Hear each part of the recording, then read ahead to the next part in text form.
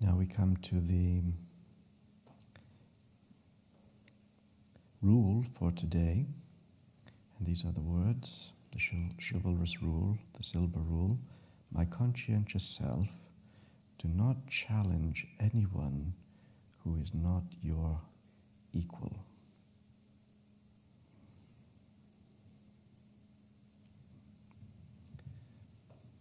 My conscientious self, do not challenge anyone who is not your equal. The rules inspire in us courage.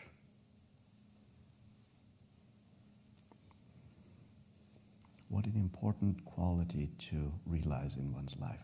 Courage, moral fiber, the valor, the gallantry, the determination to serve justice in all situations, even at the cost of one's own interests. That's courage, standing for what is right. Now, what is contrary to courage is to vent one's disquietude, one's restlessness, one's agitation, one's aggression, to vent it on those who are at a disadvantage, those whom one has in one's power, to mistreat those that lack power in a situation.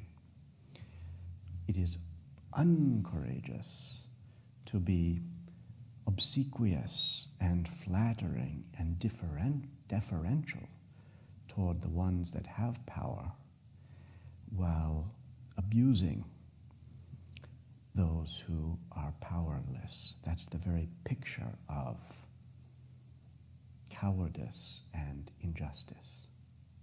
So what is the opposite of this? What is courage? Courage means stand up to those who have power if justice is at stake, even if it means that one will face repercussions.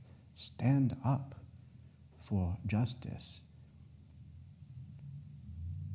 in opposition to the tyranny of those who tyrannize. And even if one is in a weaker position, stand up to the injustice. But amongst those who are underprivileged, or those who lack power, lack status, on the contrary, not to challenge them, not to intimidate them or in any way prevail upon them, but instead to be of service, to be of assistance, to level the playing field, to serve the maligned, the mistreated, the ones who are oppressed, and stand boldly up to oppression. So we are encouraged to refuse to become a cog in the machine of human evil. Evil becomes banal. It becomes a machine that spins its wheels and crushes people within them. And it's too easy to get caught up in the mechanics of it.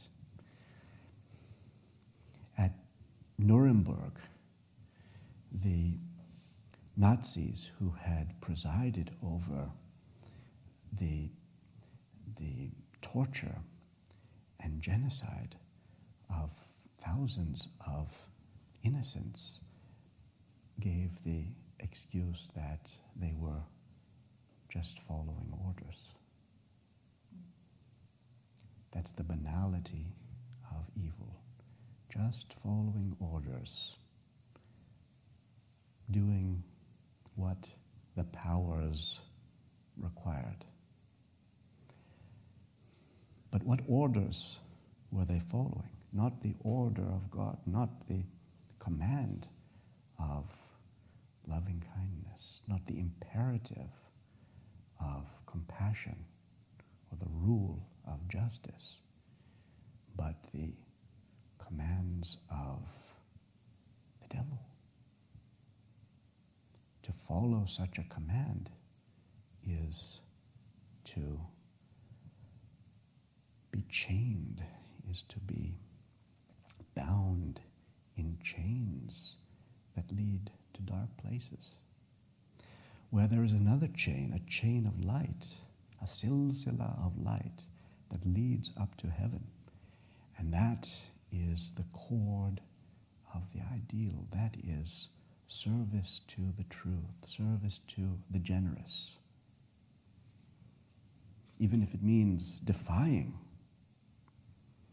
unjust commands, rather than to persecute the weak, the oppressed, the confined and powerless.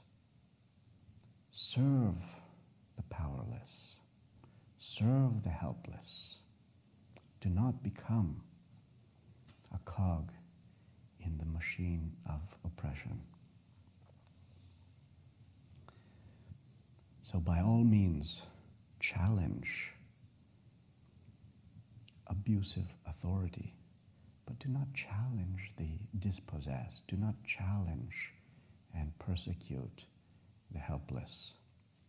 The words are these: my conscientious self, do not challenge anyone who is not your equal.